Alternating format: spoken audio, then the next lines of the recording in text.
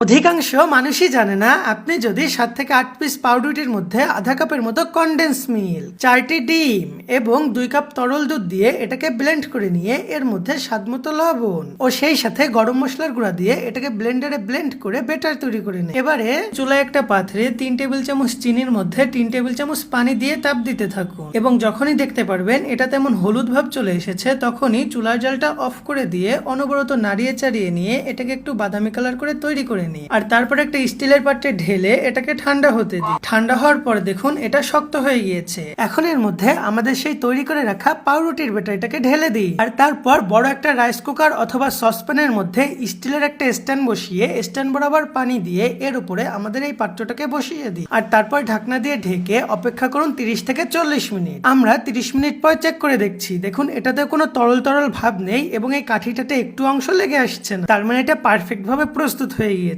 এখন এটাকে চুলা থেকে নামিয়ে ঠান্ডা করার পর পাত্র থেকে আলাদা করে নিলেই দারুণ মজাদার পাউরুটির পুডিং